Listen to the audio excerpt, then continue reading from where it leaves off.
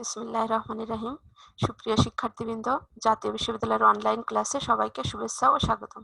আশা করি তোমরা সবাই ভালো আছো এবং নিরাপদে আছো।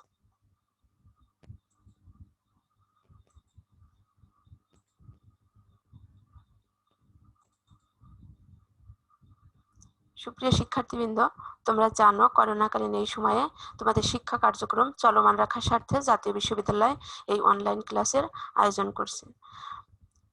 ধারাবাহিকভাবে তোমাদের সাথে রয়েছি আমি রহিমা খাতুন, প্রভাষক হিসাব বিজ্ঞান বিভাগ, সরকারি MM কলেজ যশোর।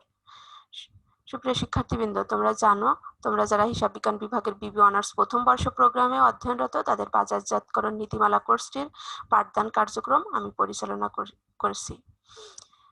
ইতিমধ্যে তোমাদের সাথে 11টি অনলাইন লেকচার সম্পন্ন করছি। আজকে 12 নম্বর লেকচার নিয়ে তোমাদের সাথে রয়েছি। আশা করি তোমরা সবাই মনোযোগ সহকারে আমার এই অনলাইন লেকচারগুলো অনুসরণ করছো এবং স্বাস্থ্যবিধি মেনে নিজেদের পড়াশোনা ভালোভাবে চালিয়ে যাচ্ছ। আজকে সর্বশেষ লেকচার। আজকের লেকচারের শিরোনাম বিশ্বব্যাপী বা বৈশ্বিক বাজারজাতকরণ, যেটা 11 অধ্যায়, এবং টেকসই বাজারজাতকরণ, সামাজিক দায়িত্বশীলতা ও নৈতিকতা, যেটা 12 অধ্যায়।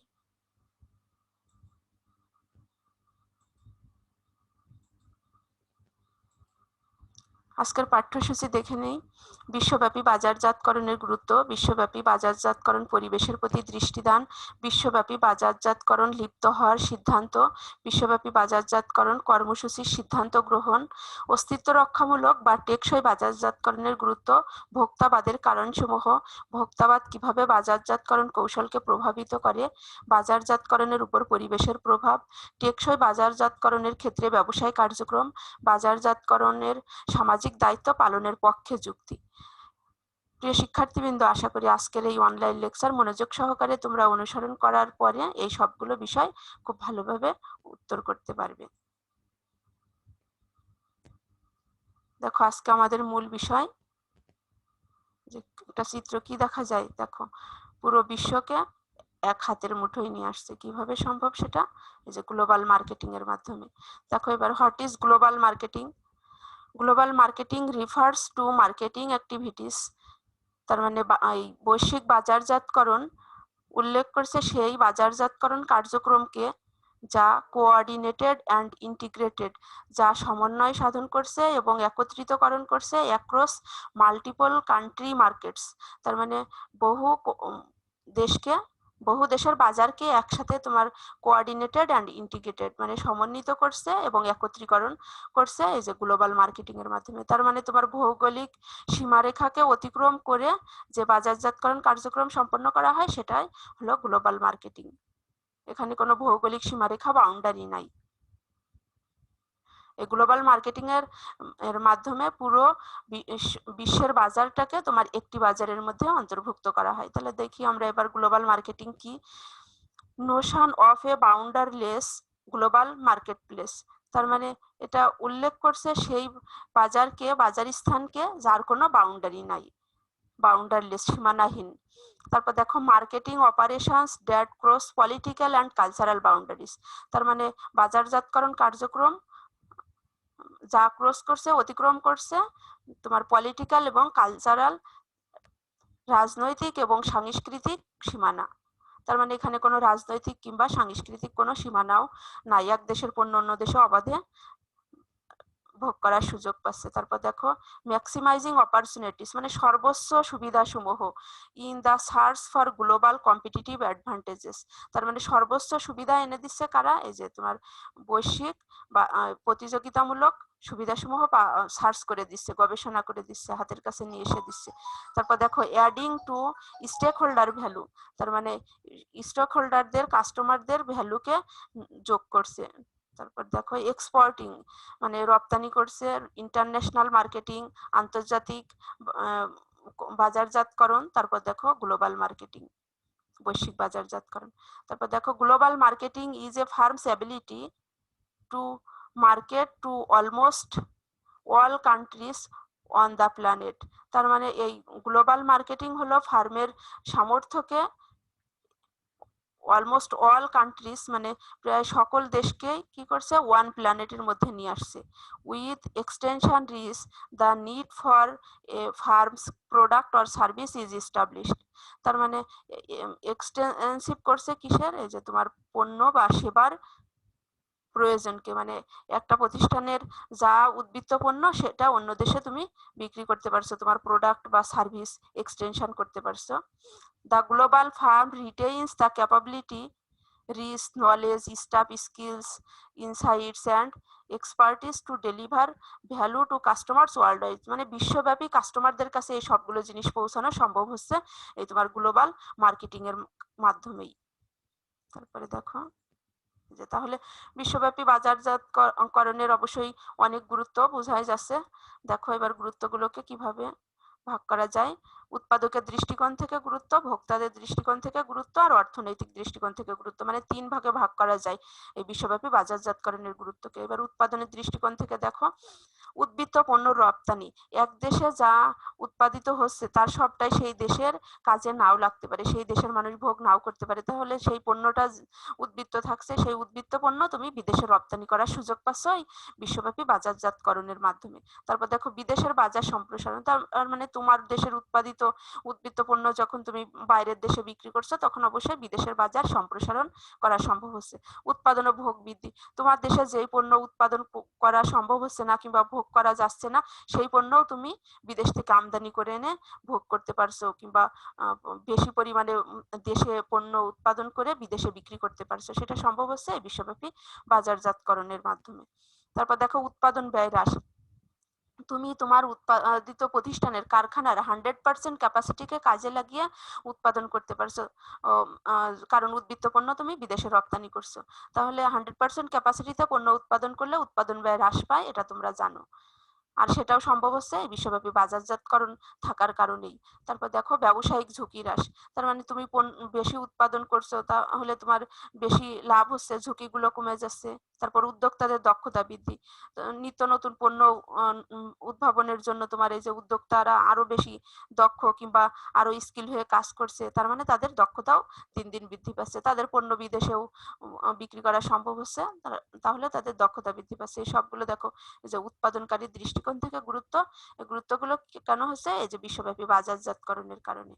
দেখো তারপরে ভোক্তাদের দৃষ্টিকোণ থেকে গুরুত্ব, ভোক্তারা কি কি, এই যে অনুৎপাদিত দ্রব্য ভোগ, তুমি যে দেশে একটা দেশে সেই পণ্য উৎপাদন না করেও তুমি ভোগ করার সুযোগ পাচ্ছ বাইরের দেশ থেকে আমদানি করে, কিংবা বাইরের দেশের একজন মানুষ তোমার দেশ থেকে পণ্য ক্রয় করে নিয়ে সেইটাও তোমার তারা ভোগ করার সুযোগ পাচ্ছে, এটা সম্ভব হচ্ছে কিসের জন্য, এই যে তোমার বিশ্বব্যাপী বাজারজাতকরণের জন্য। তার মানে ভোক্তারা নিজেরা নিজের দেশে উৎপাদন না করেও সেই দ্রব্য ভোগ করার সুযোগ পাচ্ছে।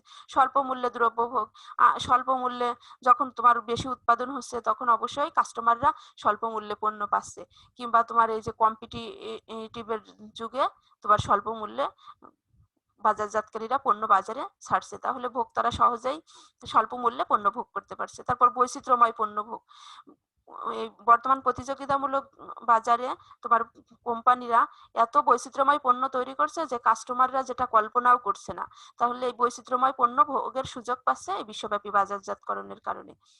তারপর দেখো নতুন পণ্য ভোগ, এই যে উদ্যোক্তারা তোমার নিত্য নতুন পণ্য উদ্ভাবন করছে, এই পণ্যগুলো কাস্টমাররা ভোগ করতে পারছে বিশ্বব্যাপী বাজারজাতকরণের কারণে। তার মানে বুঝতে পারছো বিশ্বব্যাপী বাজারজাতকরণ কত গুরুত্বপূর্ণ। তারপর ভোক্তার সন্তুষ্টি বৃদ্ধি, এই যে বৈচিত্র্যময় পণ্য ভোগ করতে পারছে অনুৎপাদিত, তারপর স্বল্প মূল্যে, তাহলে ভোক্তারা স্বাভাবিকভাবেই সন্তুষ্ট থাকবে, সন্তুষ্টি বৃদ্ধি পাবে, এই যে ভোক্তাদের দৃষ্টিকোণ থেকে গুরুত্ব এইগুলো। তারপর দেখো অর্থনৈতিকভাবে গুরুত্ব, মোট উৎপাদন বৃদ্ধি, তার মানে তোমার এই যে উৎপাদনকারীরা তাদের 100% ক্যাপাসিটি কাজে লাগিয়ে উৎপাদন করছে, তাহলে মোট উৎপাদন বৃদ্ধি পাচ্ছে, যে কোনো দেশের উৎপাদনই 100% কাজে লাগাতে পারছে তাহলে উৎপাদন বৃদ্ধি পাচ্ছে। রপ্তানি আয় বৃদ্ধি, তার মানে তুমি তোমার উদ্বৃত্ত পণ্য বিদেশে রপ্তানি করছো, তাহলে অবশ্যই রপ্তানি আয় বৃদ্ধি পাচ্ছে সবগুলো দেশেরই। তারপর দেখো অপ্রচলিত পণ্য রপ্তানি, তোমার দেশে যেটা অপ্রচলিত পণ্য সেটা তুমি বিদেশে রপ্তানি করো, কারণ এক এক দেশের মানুষ এক এক রকম প্রোডাক্টে অভ্যস্ত, তাহলে সেই অপ্রচলিত পণ্যগুলো তুমি রপ্তানি করে অর্থনৈতিকভাবে লাভবান হচ্ছ। তারপরে অত্যাবশ্যক পণ্য আমদানি, তোমার কিছু প্রোডাক্ট আছে যেগুলো দেশে কম উৎপাদিত হচ্ছে কিংবা উৎপাদিত হচ্ছে না, সেই অত্যাবশ্যক পণ্যগুলো তুমি বিদেশ থেকে আমদানি করার সুযোগ পাচ্ছ। তারপর দেখো কর্মসংস্থানের সুযোগ, তার মানে এই যে তুমি বিদেশে বিশ্বব্যাপী বাজারজাতকরণ করছে, এখানে অনেক হিউজ পরিমাণ লোকের কর্মসংস্থানের সুযোগ হচ্ছে, তার মানে তারা অর্থনৈতিকভাবে উন্নত হচ্ছে, মাথাপিছু আয় বাড়ছে, তার মানে এই সবগুলোই অর্থনৈতিক দৃষ্টিকোণ থেকে গুরুত্ব। তাহলে উৎপাদকের দৃষ্টিকোণ থেকে গুরুত্ব আছে, ভোক্তাদের দৃষ্টিকোণ থেকে, অর্থনৈতিক দৃষ্টিকোণ থেকে, তার মানে ক্লিয়ার হচ্ছে যে বিশ্বব্যাপী বাজারজাতকরণে অনেক বেশি গুরুত্ব রয়েছে। দেখো দা ইম্পর্টেন্স অফ গ্লোবাল মার্কেটিং, দেখো একটা হাতের মুঠোয় নিয়ে আসছে সারা বিশ্বকে, কিভাবে সম্ভব হচ্ছে, যে গ্লোবাল মার্কেটিং এর মাধ্যমে। Demand for foreign products is increasing in fast growing economics, তার মানে তোমার এই ফরেন প্রোডাক্টস এর, বিদেশি পণ্যের চাহিদা দিন দিন বৃদ্ধি পাচ্ছে এই ফাস্ট গ্রোয়িং ইকোনমিক্স এর মাধ্যমে। তারপর দেখো এটা কিভাবে সম্ভব হচ্ছে, যে ইম্পর্টেন্স অফ গ্লোবাল মার্কেটিং এ। তারপর দেখো globalization and the internet allow every marketer to be an international marketer, তার মানে এই যে তোমার বিশ্বায়ন এবং ইন্টারনেট কি তৈরি করে দিচ্ছে, কি অনুমতি দিচ্ছে, যে এভরি মার্কেটার, প্রত্যেক বাজারজাতকারীকে আন্তর্জাতিক বাজারজাতকারী হতে সাহায্য করছে কিংবা অনুমতি দিচ্ছে। তারপর দেখো অ্যাডভান্টেজেস অফ গ্লোবাল মার্কেটিং কি আছে, দেখো রিডিউসেস ইওর কস্ট, তোমার খরচ কমিয়ে দেয়, অ্যান্ড ইনক্রিজ ইওর সেভিংস, তোমার খরচ কম হলে স্বাভাবিকভাবেই সঞ্চয় বৃদ্ধি পাবে। তারপর increases consumer awareness of your brand, তার মানে তোমার যে ভালো ব্র্যান্ডগুলো সম্পর্কে কাস্টমারদের বেশি সচেতনতা বাড়িয়ে দিচ্ছে। তারপর দেখো স্ট্রং কম্পিটিটিভ অ্যাডভান্টেজেস, মানে শক্তিশালী তোমার এই যে প্রতিযোগিতামূলক সুযোগগুলো তোমরা পাচ্ছ, পাওয়ার পরে কাস্টমাররা খুব অল্প প্রাইসে পণ্য ক্রয় করার সুযোগ পাচ্ছে গ্লোবাল মার্কেটিং এর কারণে। তারপরে improve the effectiveness of your product and services, তার মানে তোমার পণ্যের কার্যকারিতা, পণ্য বা সেবার কার্যকারিতা ইমপ্রুভ করা সম্ভব হচ্ছে, উন্নত করা সম্ভব হচ্ছে গ্লোবাল মার্কেটিং এর কারণে। এই যে দেখো বেনিফিটস অফ গ্লোবাল মার্কেটিং, কিভাবে বেনিফিটস কি কি সুবিধা পাও তুমি, যে economics of scale in promotion and production and marketing, প্রোডাকশনের ক্ষেত্রে পাও ট্রান্সফার অফ এক্সপিরিয়েন্স, তোমার এই যে অভিজ্ঞতা হস্তান্তর করতে পারছো অন্য দেশে, নো হাউ অ্যাক্রস কান্ট্রিজ, কিভাবে তোমার দেশের সীমারেখা অতিক্রম করছে।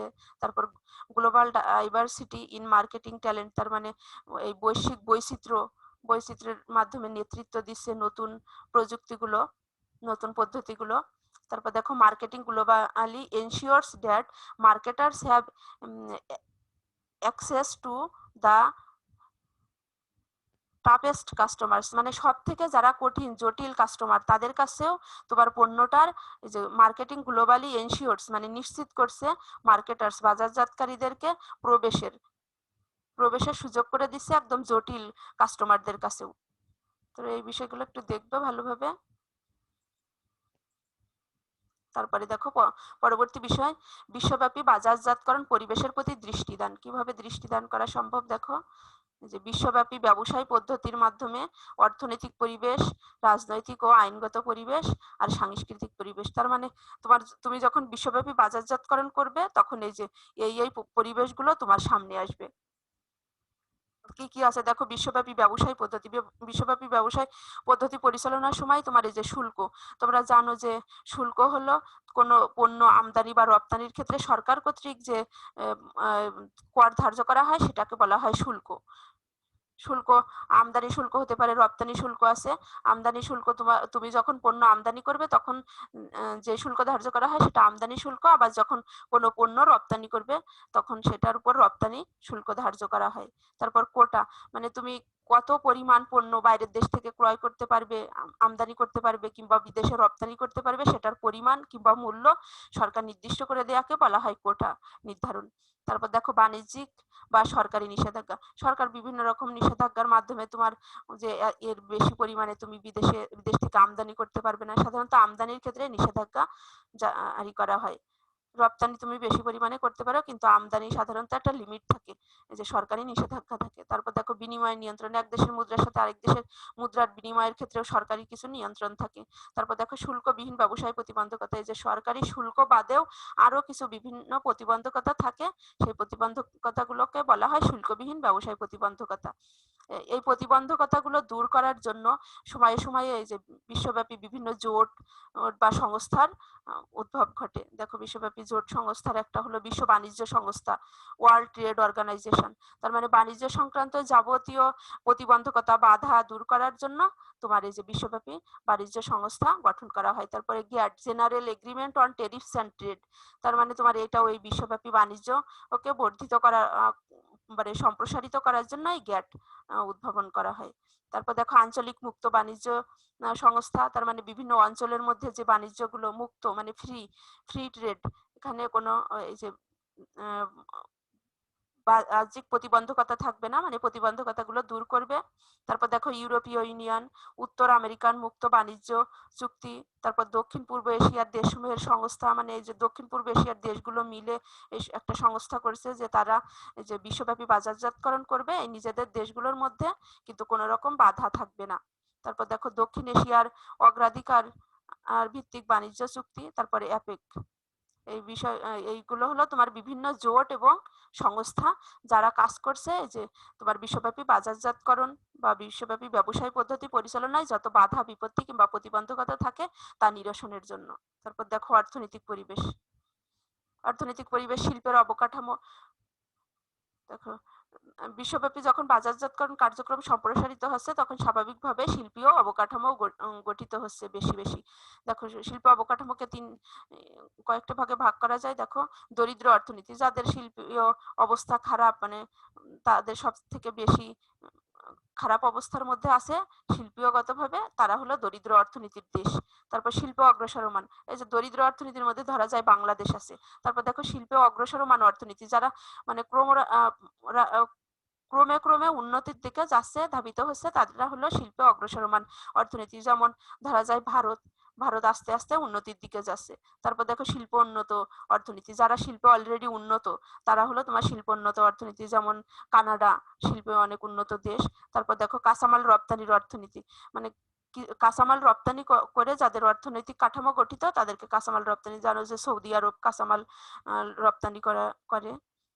তারপর দেখো আয় বন্টন প্রক্রিয়া, কাস্টমারদের আগে তুমি বিদেশের বাজারে ঢুকতে গেলে, বিশ্বব্যাপী বাজারজাতকরণ করতে গেলে তারা বিদেশি কাস্টমাররা কিভাবে পণ্যটা চায়, তারা তাদের আয় কতটা খরচ করবে, কতটা বন্টন করবে এই পণ্য ক্রয়ের জন্য, সেটা তোমাকে আগে অ্যানালাইসিস করতে হবে। তার মানে এই আয় বন্টন প্রক্রিয়া, এই যে অর্থনৈতিক পরিবেশের দিকে তোমাকে দৃষ্টিপাত করতে হবে বিশ্বব্যাপী তুমি যখন বাজারজাতকরণ কার্যক্রম পরিচালনা করবে। তারপর দেখো রাজনৈতিক ও আইনগত পরিবেশ, আন্তর্জাতিক ক্রয়ের প্রতি মনোভাব। অনেক কোম্পানি কিংবা অনেক দেশ আছে যে যারা তোমার নিজেদের পণ্য নিয়েই বেশি সন্তুষ্ট, আন্তর্জাতিক বাজারটাকে কিংবা বিদেশি প্রোডাক্টকে একটু নেগেটিভ ভাবে নেয়, যে বিদেশি পণ্য কেন ক্রয় করব, কেন ব্যবহার করব, আমাদের দেশি ব্র্যান্ড থাকতে।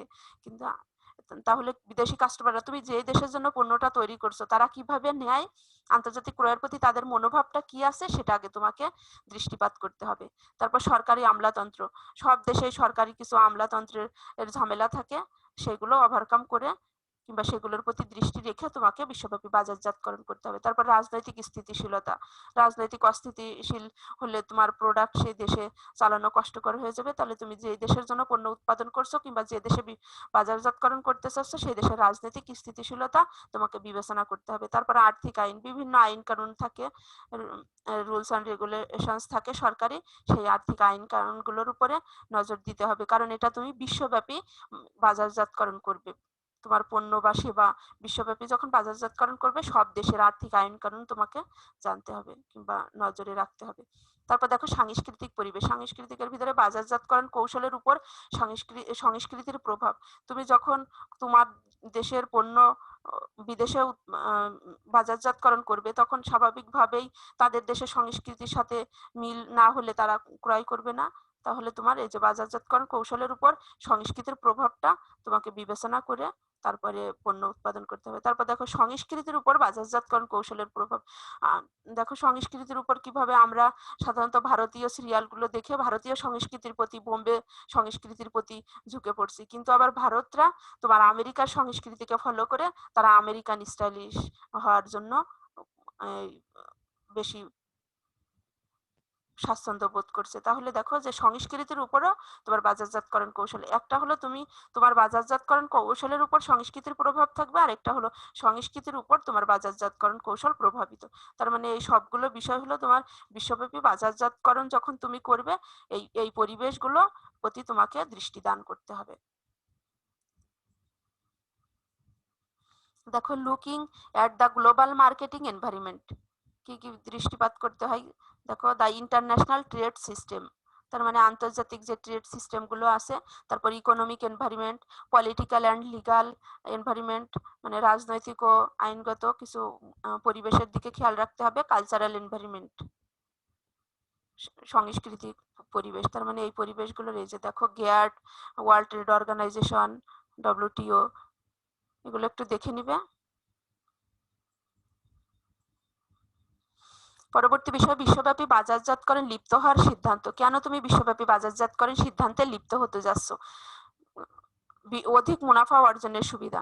তুমি অবশ্যই তোমার উদ্বৃত্ত পণ্য বাইরের দেশে যখন বিক্রি করবে, কিংবা তোমার দেশে কম মূল্যে বিক্রি করতে পারলেও বিশ্বব্যাপী তুমি সেই পণ্যটা হয়তো বেশি মূল্যে বিক্রি করতে পারবে। তাহলে স্বাভাবিকভাবেই বিক্রি যখন বাড়বে, কিংবা দেশের চাহিদাও পূরণ করছো আবার বিদেশে বিক্রি করছো, তাহলে স্বাভাবিকভাবে তোমার বিক্রি বাড়বে, আর বিক্রি বাড়লে বেশি মুনাফাও তুমি অর্জন করার সুবিধা ভোগ করতে পারবে বিশ্বব্যাপী বাজারজাতকরণে যদি তুমি লিপ্ত হও। তারপর বাজার সম্প্রসারণ, তার মানে তোমার প্রোডাক্ট, তোমার ব্র্যান্ড, তোমার সেবা সম্পর্কে তুমি বাজার সম্প্রসারিত করতে পারবে যদি তুমি বিশ্বব্যাপী বাজারজাতকরণে এর সিদ্ধান্ত গ্রহণ করো। তারপর পাল্টা আক্রমণ, তার মানে প্রতিযোগীদের তুমি পাল্টা আক্রমণ করতে পারবে বিশ্বব্যাপী বাজারজাতকরণের মধ্যে। একক ব্যবসার উপর নির্ভরশীলতা হ্রাস, একক বাজারের উপর, তার মানে তুমি তোমার পণ্য একক বাজারের আর থেকে ধরো কাঁচামাল ক্রয় করছো, কাঁচামাল সেখান থেকে ক্রয় না করে বিশ্বব্যাপী যখন বাজারজাতকরণ ওপেন, উন্মুক্ত, তখন তুমি সেখান থেকেও কাঁচামাল ক্রয় করতে পারছো, কিংবা তুমি সেখান থেকেও প্রোডাক্ট কিনতে পারছো। তার মানে একক একটা বাজারের উপর নির্ভরশীলতা হ্রাস পাচ্ছে। তুমি ইচ্ছা করলে কানাডা থেকে পণ্য না কিনে তুমি আর আমেরিকা থেকে পণ্য ক্রয় করতে পারছো। তার মানে কানাডার বাজারের উপর একক নির্ভরশীলতা তোমার না হলেও হচ্ছে। তারপর দেখো অভ্যন্তরীণ বাজারের সংকোচন সম্ভাবনা, তার মানে এই তুমি যদি বিশ্বব্যাপী বাজারজাতকরণে লিপ্ত হও তাহলে তোমার অভ্যন্তরীণ বাজার সংকোচনের সম্ভাবনা থাকে। তারপর দেখো বিশ্বব্যাপী বাজারজাতকরণ কার্যক্রম পরিচালনার সামর্থ্য, তার মানে তুমি যদি বিশ্বব্যাপী বাজারজাতকরণে লিপ্ত হওয়ার সিদ্ধান্ত গ্রহণ করো তাহলে অবশ্যই তোমাকে বিশ্বব্যাপী কার্যক্রম পরিচালনার জন্য সামর্থ্য থাকতে হবে। সামর্থ্য না থাকলে তো তোমার লিপ্ত হওয়ার সিদ্ধান্ত গ্রহণ করে কোনো লাভ নাই। তার মানে অধিক পরিমাণে মূলধন, তহবিল তোমাকে নিয়ে এই সিদ্ধান্ত গ্রহণ করতে হবে। দেখো deciding whether to go international, কেন তুমি এই ইন্টারন্যাশনাল বা গ্লোবালে কেন যাচ্ছ তুমি। দেখো foreign attacks on domestic markets, মানে বিদেশি প্রোডাক্ট দেশের বাজারে চলে আসছে, তখন তুমি স্বাভাবিকভাবেই কি করবে যে গোয়িং গ্লোবাল, বৈশ্বিক ভাবে তুমি এই বৈশ্বিক মার্কেটে তুমি চলে যাবে। তারপর দেখো foreign customers with higher profit opportunities, তার মানে তোমার হায়ার প্রফিট, বেশি মুনাফা অর্জনের সুযোগ তুমি পাচ্ছ কিভাবে, এই যে গোয়িং গ্লোবালে গেলে। তারপরে stagnant or shrinking domestic markets, তার মানে তুমি ডোমেস্টিক মার্কেটকে আরো সম্প্রসারিত করতে পারছো। তারপরে need larger customers base to achieve economic of scale, তার মানে তোমার অনেক বেশি পরিমাণে কাস্টমারের তুমি অ্যাচিভ করতে পারছো, অর্জন করতে পারছো, কাস্টমারের চাহিদা পূরণ করতে পারছো। তার মানে তাদের সন্তুষ্ট করার মাধ্যমে অর্থনৈতিকভাবে বেশি মাত্রা তোমার যোগ হচ্ছে এই যে তোমার কোম্পানিতে, তার মানে অর্থনৈতিকভাবে তুমি লাভবান হচ্ছ। Reduce dependency on single market, তার মানে নির্ভরতা কমছে একক বাজারে, একটা বাজারের উপর নির্ভরশীলতা কমছে। ফলো কাস্টমার্স হু আর এক্সপেন্ডিং, তার মানে তুমি সেই কাস্টমারদের ফলো করতে পারছো যারা হলো তোমার এই সম্প্রসারণ চায়। তার মানে এই তোমার সবগুলো সম্ভব হচ্ছে এই যে গোয়িং গ্লোবালের মাধ্যমে, তুমি যদি বিশ্বব্যাপী সিদ্ধান্ত গ্রহণ করো, বৈশ্বিক বাজারজাতকরণের সিদ্ধান্ত নাও। তারপরে দেখো পরবর্তী বিষয় বিশ্বব্যাপী বাজারজাতকরণ কর্মসূচির সিদ্ধান্ত গ্রহণ। সিদ্ধান্ত গ্রহণ প্রক্রিয়া কিভাবে তুমি করবে দেখো, যে পরিমিত বিশ্বব্যাপী বাজারজাতকরণ কৌশল, কি কৌশল অ্যাপ্লাই করতে পারবে তুমি বিশ্বব্যাপী যখন বাজারজাতকরণ সিদ্ধান্ত গ্রহণ করবে? পরিমিত বিশ্বব্যাপী বাজারজাতকরণ কৌশল আর খাপ খাওয়ানোর মতো বিশ্বব্যাপী বাজারজাতকরণ কৌশল, এই দুইটা কৌশল অ্যাপ্লাই করে তুমি এই বাজারজাতকরণ কর্মসূচির সিদ্ধান্ত গ্রহণ করতে পারবে। পরিমিত বিশ্বব্যাপী বাজারজাতকরণ কৌশল হলো তোমার সেই কৌশল যেটার মাধ্যমে তুমি এই যে নিজের দেশের জন্য যেই কৌশল অ্যাপ্লাই করবে বিদেশের জন্য সেই কৌশল অ্যাপ্লাই করবে। তার মানে তুমি নিজের জন্য যে প্রোডাক্ট উৎপাদন করছো নিজের দেশের চাহিদা মেটানোর জন্য, বিদেশের জন্য সেই একই প্রোডাক্ট তুমি উৎপাদন করলে। তার মানে এখানে এই যে জানো যে বাজারজাতকরণের এই যে কৌশল মিক্স গুলো 4টা: পণ্য, প্রসার, মূল্য, বন্টন প্রণালী। এই 4টাতে কোনো পার্থক্য মানে দেশের জন্য যা করবে বিদেশের জন্য তাই করবে, সেটা হলো পরিমিত বিশ্বব্যাপী বাজারজাতকরণ কৌশল। আর এই যে খাপ খাওয়ানোর মতো বিশ্বব্যাপী বাজারজাতকরণ কৌশল, খাপ খাওয়ানোর জন্য তুমি এই যে পণ্য, প্রসার, মূল্য, বন্টন প্রণালীর এই বাজারজাতকরণ মিশ্রণগুলোয় তুমি পরিবর্তন এনে এনে কিংবা সেই বিশ্বের সাথে তাল মিলিয়ে তাদের চাওয়ার সাথে সামঞ্জস্যতা রেখে তুমি বাজারজাতকরণ কৌশল গ্রহণ করবে। দেখো এই যে 7 আপ, কোকা কোলা, এগুলো হলো তোমার এই যে পরিমিত বিশ্বব্যাপী বাজারজাতকরণ কৌশলে অ্যাপ্লাই করে, মানে সারা বিশ্বের জন্য একই প্রোডাক্ট। তারপর দেখো এই খাপ খাওয়ানো মতো বিশ্বব্যাপী বাজারজাতকরণ কৌশল, তুমি পণ্যে পরিবর্তন আনবে, প্রসারে, মূল্য, বন্টন প্রণালী। চিত্রের মাধ্যমে একটু আমরা দেখি যে দেখো deciding on the global marketing program কিভাবে সম্ভব। এই যে স্ট্রেট এক্সটেনশন মানে তোমার পণ্য যেটা আছে, বিদ্যমান পণ্য আছে সেইটাকেই সরাসরি এক্সটেনশন করা, বর্ধিতকরণ করা। তারপর দেখো প্রোডাক্ট অ্যাডাপশন মানে পণ্য অভিযোজন কিভাবে সম্ভব। এই যে তোমার যেই বিদ্যমান পণ্য আছে, ডু নট চেঞ্জ কমিউনিকেশন, কোনো ধরনের যোগাযোগ পরিবর্তন না করে। এই যে তোমার জিলেট, রেজার্স মানে এইগুলো হলো তোমার সরাসরি যে এই পণ্য তুমি দেশের জন্য উৎপাদন করছো, বিদেশের জন্য সেই পণ্য উৎপাদন করে সেটাই রপ্তানি করছো। তারপরে দেখো হেইনকেন বিয়ার, এইগুলো হলো তোমার সরাসরি দেশের জন্য, সব দেশের জন্য একই রকম প্রোডাক্ট। তারপর দেখো যে প্রোডাক্ট অ্যাডাপ্টেশন মানে পণ্যের অভিযোজন কিভাবে সম্ভব। পণ্যে বৈচিত্র্য এনে নতুন নতুন বৈশিষ্ট্য যোগ করে বিদেশিদের চাহিদা পূরণের চেষ্টা করা হয়। যে দেখো Nokia phone will hiring volume for crowd Asian streets মানে এই পণ্যের মধ্যে বৈচিত্র্য নিয়ে এসে তোমার পণ্যের অ্যাডাপশন করলো, খাপ খাওয়ালো। তারপর দেখো এই যে প্রোডাক্ট ইনোভেশন, আরো নতুন নতুন নতুন উদ্ভাবনী শক্তি প্রয়োগ করে পণ্য বৈচিত্র্যকরণ করলো, পণ্যের মধ্যে উদ্ভাবনী শক্তি নিয়ে আসলো। কিভাবে দেখো এই যে সনি অ্যাডেড ইউ মডেল মানে সনি ব্র্যান্ডের ব্র্যান্ড কি করলো, ইউ মডেলের পণ্য আবিষ্কার করলো ফর ভাইও ল্যাপটপস, একটা ল্যাপটপ আবিষ্কার করলো ফর ইউনিক নিডস, তার মানে একক প্রয়োজন পূরণের জন্য কাদের, জাপানিজ কাস্টমারদের জন্য। তার মানে এটা হলো ইনোভেটিভ প্রোডাক্ট। তারপর দেখো অ্যাডাপ্ট কমিউনিকেশন, কমিউনিকেশনের ভিতরে কি কি আছে দেখো, কমিউনিকেশন অ্যাডাপশন আর ডুয়েল অ্যাডাপ্টেশন। কমিউনিকেশন অ্যাডাপ্টেশন হলো তোমার এক এক দেশের তোমার নাম কিংবা রং, এক এক দেশের এক একটা পছন্দ। তাহলে তুমি সেই যেই দেশে পণ্য পাঠাচ্ছ কিংবা যে দেশে রপ্তানি করছো সেই দেশের সাথে সামঞ্জস্যতা রেখে নাম দিলে কিংবা রং ব্যবহার করলে সেটা হলো তোমার এই যে কমিউনিকেশন অ্যাডাপশন, যোগাযোগ অভিযোজন। আর ডুয়েল অ্যাডাপশন, দ্বৈত অভিযোজন। তার মানে তোমার এই যে পণ্য, মূল্য সবগুলোর মধ্যে তোমার অ্যাডাপ্টেশন করতে হবে, তাহলে সেটা হলো দ্বৈত অভিযোজন, যেখানে অ্যাডাপ্ট কমিউনিকেশনস মানে যোগাযোগের অভিযোজন করা হয়। চিত্রগুলো ভালো করে দেখবে, এই যে 5 global product and communication strategies. এখানে এই যে পাঁচটা গ্লোবাল প্রোডাক্ট সম্পর্কে বলা আছে দেখো। তারপরে deciding on the global marketing program কিভাবে, এই যে ডিস্ট্রিবিউশন চ্যানেল, এর আগেরটা আমরা দেখলাম যে প্রোডাক্ট সম্পর্কে, প্রোডাক্ট আর কমিউনিকেশন মানে বন্টন, প্রোডাক্ট এবং প্রসারের কথা বলা আছে।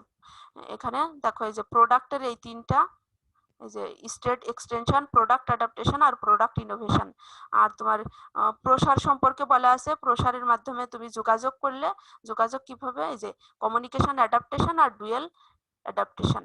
আর এর পরেরটা দেখো ডিস্ট্রিবিউশন চ্যানেল, ডিস্ট্রিবিউশন বন্টন প্রণালী, কিভাবে সেলার আর বিক্রেতার কাছ থেকে sellers headquarters organization for international marketing, international marketing এর জন্য তোমার বিক্রেতা একটা প্রতিষ্ঠান নির্ধারণ করলো যেটা চ্যানেলস বিটুইন নেশনস, মানে দেশের মধ্যে, এই তোমার দুই দেশের মধ্যে, বিভিন্ন জাতির মধ্যে মানে কমপক্ষে দুইটি দেশের মধ্যে কিংবা জাতির মধ্যে এটা ডিস্ট্রিবিউশন করবে, বন্টন করবে। আর চ্যানেল উইদিন নেশনস মানে দেশের মধ্যে।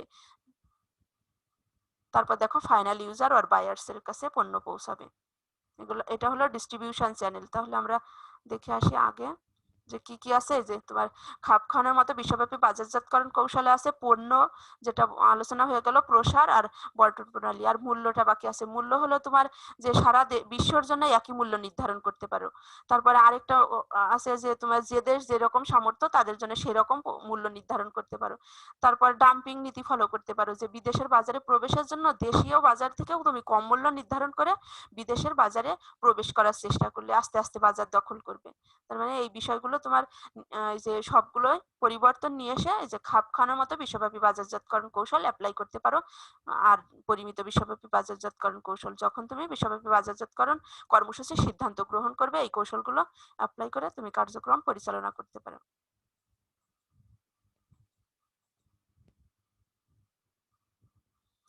তারপরে আছে দেখো কনজুমারিজম, বাংলা হলো ভোক্তাবাদ। দেখো ভোক্তাবাদ কি, কনজুমারিজম দ্য সোশ্যাল মুভমেন্ট, তার মানে সামাজিক একটা আন্দোলন, seeking to augment the rights and power of buyers in relation to sellers. তার মানে বিক্রেতাদের সাথে সম্পর্কের ক্ষেত্রে ক্রেতাদের অনেক বেশি অধিকার এবং ক্ষমতা আছে। তার মানে তোমার কাস্টমাররা, তুমি পণ্য বেশি পরিমাণে তোমার উৎপাদিত পণ্য সম্পর্কে প্রতারণামূলক বিজ্ঞাপনের মাধ্যমে কাস্টমারদের আকৃষ্ট করতে চাচ্ছ, কিন্তু কাস্টমাররা তাদের নিজেদের স্বার্থ এবং অধিকার রক্ষার জন্য যে সংস্থা কিংবা সংগঠন কিংবা মুভমেন্ট আন্দোলন গড়ে তুলছে সেটাকে বলা হয় ভোক্তাবাদ। তার মানে এখানে তোমার ভোক্তারাও থাকে, আবার সরকার থাকে, সরকারি সংস্থা এবং ভোক্তারা মিলে এই আন্দোলনটা তোমার প্রতিষ্ঠা করে। দেখো it is the manifest in new laws, কিছু নতুন আইন, রেগুলেশনস, বিধিবিধান এবং মার্কেটিং প্র্যাকটিস, বাজারজাতকরণ কিছু অনুশীলন, অ্যাজ ওয়েল অ্যাজ এবং ইন নিউ পাবলিক অ্যাটিটিউডস, মানে নতুন জনসাধারণের দৃষ্টিভঙ্গি টুয়ার্ড গভর্নমেন্ট অ্যান্ড বিজনেস, তার মানে সরকারের প্রতি এবং ব্যবসায়ীদের প্রতি।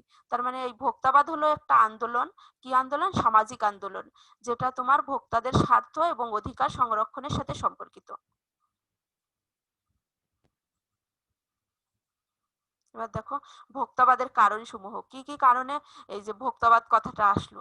দেখো প্রতারণামূলক বিজ্ঞাপন, কাস্টমাররা তোমার যখন বাজারজাতকারীরা পণ্য বাজারজাতকরণ করে তখন বিভিন্ন ভাবে বিজ্ঞাপন দেয়, যে প্রতারণামূলক বিজ্ঞাপন দেয়, যে কোনো প্রোডাক্ট বলছে যে আপনি 1 মাস ব্যবহার করলে সবচেয়ে ফর্সা রং পেয়ে যাবেন, কিন্তু দেখা গেল 1 বছর 2 বছর 5 বছর ব্যবহার করেও সেই রংটা মানুষ পাচ্ছে না। তাহলে তোমার এই প্রতারণা, তারা যে বিজ্ঞাপনটা দিচ্ছে সেটা প্রতারণামূলক বিজ্ঞাপন। এই প্রতারণামূলক বিজ্ঞাপনের হাত থেকে রক্ষার জন্য ভোক্তারা, তার মানে যখন তুমি কোনো পণ্যের বিজ্ঞাপন দিবে তখন এই যে ভোক্তাবাদ তোমার সেই বিজ্ঞাপন যদি খারাপ হয়, প্রতারণার আশ্রয় থাকে, তাহলে সেটা সম্পর্কে আইনগত ব্যবস্থা নিতে পারবে।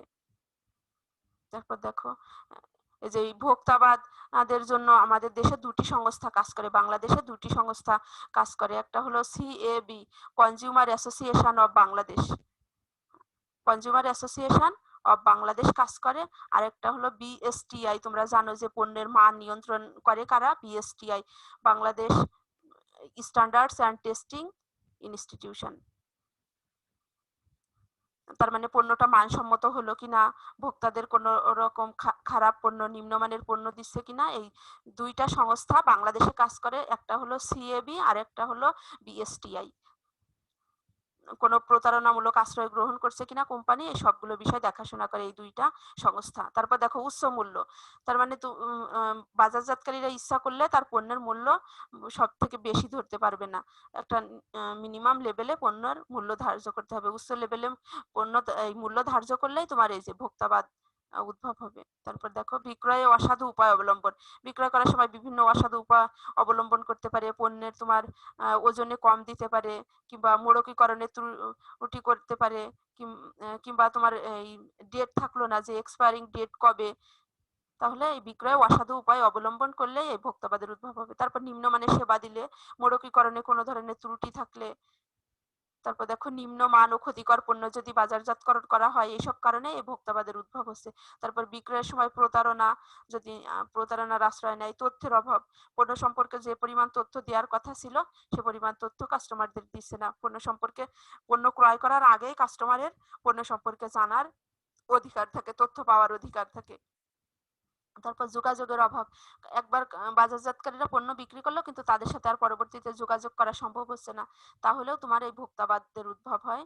আর উচ্চ চাপের মাধ্যমে বিক্রয়, মানে কাস্টমারদের অনেক সময় প্রেসার ক্রিয়েট করে পণ্য বিক্রয় করা হয়, যে তোমার যেই পণ্যের প্রয়োজন নাই এমন ভাবে বিজ্ঞাপন দিচ্ছে কিংবা এমন ভাবে তোমার সামনে উপস্থাপন করছে, তুমি সেই পণ্য ক্রয় করতে বাধ্য হচ্ছ, কিন্তু পরে যে দেখছো যে এই পণ্য তোমার কোনো প্রয়োজনে আসলো না, তোমার পরিবারের কারোর প্রয়োজন নাই এই পণ্য। এই যে এই কারণগুলোর জন্য তোমার ভোক্তাবাদের উদ্ভব হয়।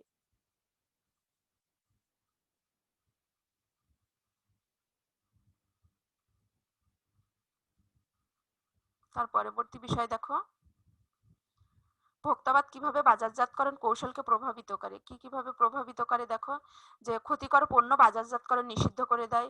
তারপর নিরাপদ পণ্য প্রাপ্তি, ভোক্তারা এই ভোক্তাবাদের মাধ্যমে তোমার নিরাপদ পণ্য প্রাপ্তির অধিকার পায়, নকল পণ্য রোধ করতে পারে। তারপর ত্রুটিপূর্ণ মোড়কীকরণ বাতিল করার ক্ষমতা রাখে এই যে ভোক্তাবাদরা। তার মানে এইগুলো তোমাকে, এই কৌশলগুলো তোমাকে প্রভাবিত করছে তুমি যখন পণ্য বাজারজাতকরণ করছো। ওজনে প্রতারণা এড়ানো, ন্যায্য মূল্যে পণ্য প্রাপ্তি, তারপর প্রতারণা কর্মকাণ্ড এড়ানো, আইন প্রণয়ন ও প্রয়োগ। তোমরা জানো যে যদি এই যে ক্ষতিকর পণ্য কিংবা ওজনে কম দেয়, নকল পণ্য, মোড়কীকরণে ত্রুটি হয়, তাহলে তোমার এই ভোক্তাবাদরা বিভিন্ন আইন যেগুলো আছে সেই আইনের আওতায় তোমাকে, এই বাজারজাতকারীকে বিভিন্ন শাস্তিমূলক ব্যবস্থা দিতে পারে। তার মানে অবশ্যই এই ভোক্তাবাদ বাজারজাতকরণ কৌশলকে, তুমি যখন পণ্য বাজারজাতকরণ করবে, কৌশল গ্রহণ করবে, সেগুলোকে প্রভাব বিস্তার করছে। এই যে কনজিউমার্স ইম্প্যাক্ট অন মার্কেটিং, দেখো to satisfy consumers need, consumer নিডকে স্যাটিসফাই করে, এগুলো একটু দেখে নিবে।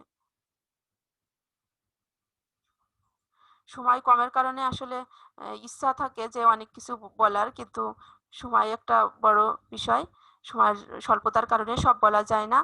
তোমরা ভালোভাবে দেখে নিবে চিত্রগুলো, তোমাদের সুবিধার্থেই দেয়া। দেখো তারপরে বাজারজাতকরণের উপর পরিবেশের প্রভাব।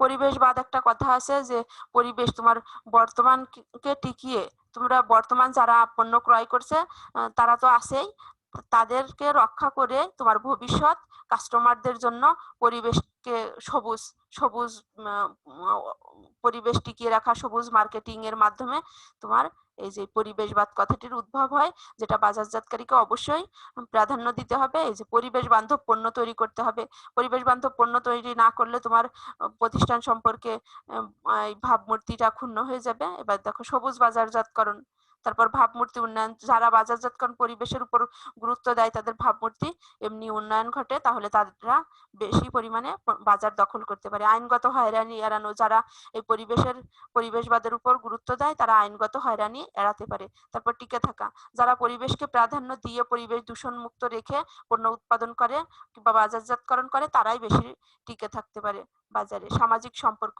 তার মানে কাস্টমারদের সাথে সামাজিক সম্পর্ক গড়ে তুললে প্রতিযোগিতামূলক শক্তি তারা মোকাবেলা করতে পারে, ব্যয় বৃদ্ধি। তবে এই যে তোমার বাজারজাতকরণ পরিবেশবাদ কিছু কার্যক্রম করতে গেলে ব্যয় বৃদ্ধি পায়। তার মানে যখন তুমি বাজারজাতকরণ করবে তখন এই বিষয়গুলো, পরিবেশের এই বিষয়গুলো প্রভাব বিস্তার করে।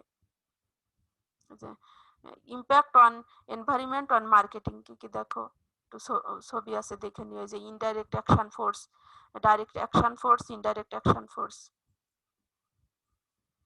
যে সাস্টেইনেবল মার্কেটিং, টেকসই বাজারজাতকরণ, পরবর্তী বিষয় টেকসই বাজারজাতকরণ। টেকসই বাজারজাতকরণ কি দেখো, meeting needs of consumers while preserving the ability of future generations to meet their needs.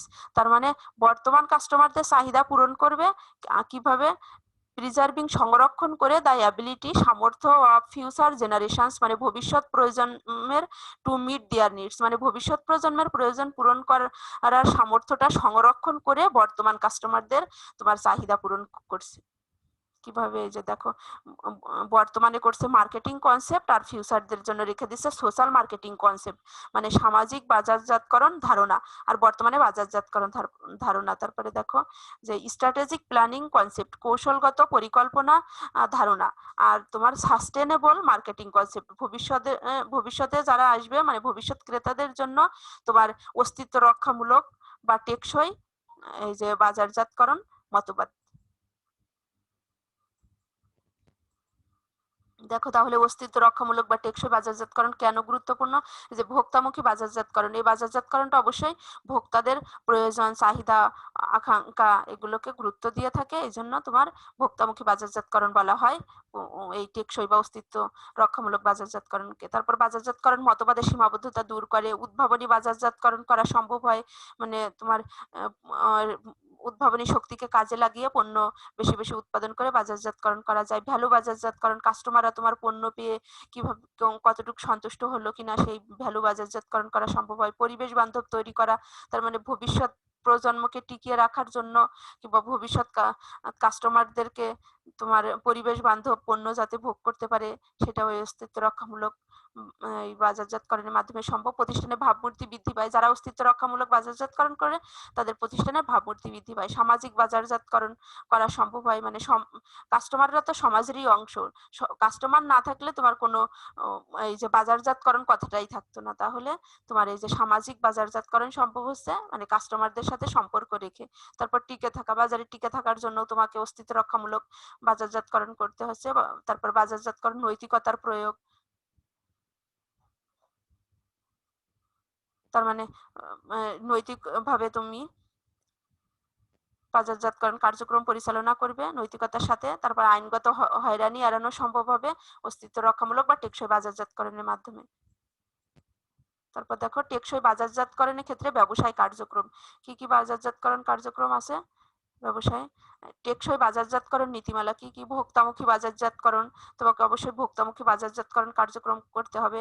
তারপর ক্রেতা ভ্যালু বাজারজাতকরণ, ক্রেতারা কতটুকু সন্তুষ্ট হলো সেটা ক্রেতা ভ্যালু বাজারজাতকরণ। উদ্ভাবনী মানে নিত্য নতুন ভাবে উদ্ভাবিত পণ্য বাজারজাতকরণ করতে পারবে। কোম্পানির ব্রত ভিত্তিক বাজারজাতকরণ মানে কোম্পানির ব্রতর সাথে সামঞ্জস্য রেখে তোমাকে যে বাজারজাতকরণ করা হয় সেটা হলো ব্রত ভিত্তিক বাজারজাতকরণ। তারপর সামাজিক বাজারজাতকরণ, এখানে ধরো কল্যাণকর পণ্য যেটা তোমার জন্য কল্যাণ, সমাজের জন্য কল্যাণ সেটা কল্যাণকর পণ্য। হীন পণ্য যেটা সমাজের জন্য ক্ষতিকর।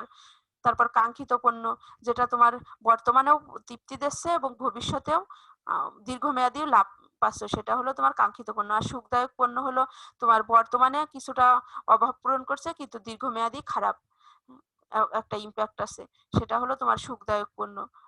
যেমন এই যে মদ গাঁজা এগুলো, তার মানে তোমার এইগুলো অ্যাভয়েড করে যে সামাজিক বাজারজাতকরণ কার্যক্রম করতে হবে। তারপর দেখো নৈতিকতা বাজারজাতকরণ, নৈতিকতা মানে ইথিক্স কাজে লাগিয়ে তোমাকে বাজারজাতকরণ কার্যক্রম সম্পন্ন করতে হবে। এই যে দেখো business actions toward sustainable marketing, কি কি, কনজিউমার ওরিয়েন্টেড মার্কেটিং করতে হবে তোমাকে, মানে কাস্টমার কেন্দ্রিক হতে হবে। Customer value marketing, innovative marketing, sense of marketing mission, কোম্পানির মিশনকে সংজ্ঞায়িতকরণের মাধ্যমে বাজারজাতকরণ করা। তারপরে সোসাইটাল মার্কেটিং সামাজিক বাজারজাতকরণ। তারপরে দেখো যে business actions toward sustainable marketing, এগুলো একটু দেখে নিবে বিষয়গুলো। তারপর বাজারজাতকরণের সামাজিক দায়িত্ব, সব বাজারজাতকারীরা কিছু সামাজিক দায়িত্ব পালন করে, কি কেন পালন করতে হবে এর পক্ষে যুক্তি। দেখো বাজারজাতকরণ তো সমাজেরই অংশ। তারপর দীর্ঘমেয়াদী ব্যবসার অস্তিত্ব টিকিয়ে রাখা, অনুকূল ভাবমূর্তি সৃষ্টির জন্য ভোক্তা সচেতনতা বৃদ্ধি। তারপর আর্থিক সুবিধা, প্রতিযোগিতামূলক শক্তিকে যদি তুমি মোকাবেলা করতে চাও, আইনগত হয়রানি এড়াতে চাও তাহলে সামাজিক দায়িত্ব পালন করতে হবে বাজারজাতকরণের ক্ষেত্রে।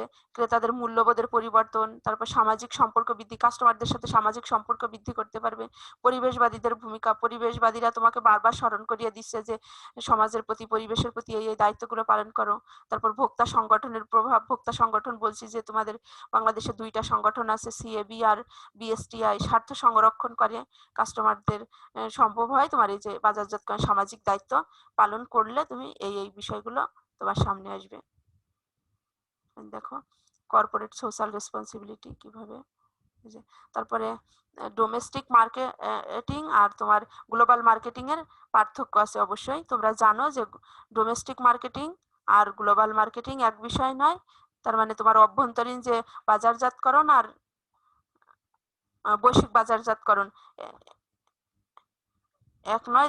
দেখো যে ডোমেস্টিক মার্কেটিং হলো তোমার ডোমেস্টিক অনলি, তার মানে শুধু দেশের মধ্যে, আর এক্সপোর্ট অনলি এথনোসেন্ট্রিক, তার মানে তোমার একটা গোষ্ঠী বা দলের মধ্যে এটা সীমাবদ্ধ থাকবে। আর এটা দেখো ফোকাস অন, এটা the world is one market, তার মানে সারা বিশ্বটাকে একক বাজার হিসেবে বিবেচনা করা হয়। Focus on segments rather than countries or reasons, মানে বিভিন্ন কান্ট্রির মধ্যে। জেনারেটিক, তার মানে ভৌগোলিক সীমানা পেরিয়ে তোমাকে কাজ করতে হবে গ্লোবাল মার্কেটিং এ। তারপর দেখো ডোমেস্টিক মার্কেটিং গ্লোবাল মার্কেটিং এর পার্থক্য, এগুলো একটু দেখে নিবে ভালোভাবে।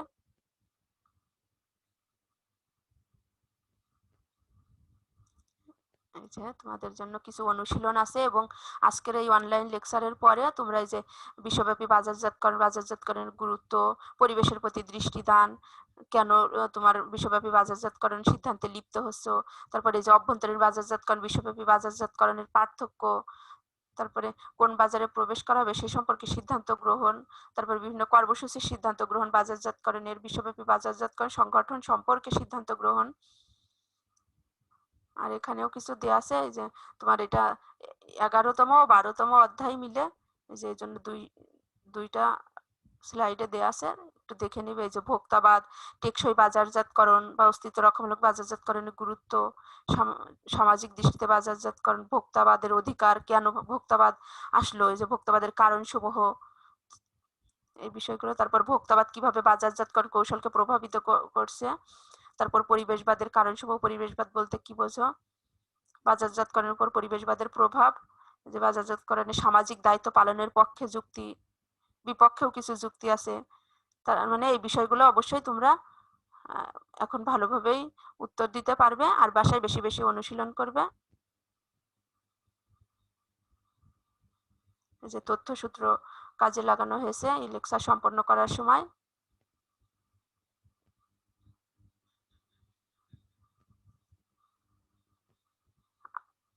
তোমরা জানো যে এই বাজারজাতকরণ নীতিমালা কোর্সটির আজকে এই 12টি অনলাইন লেকচার আজকে সম্পন্ন করলাম।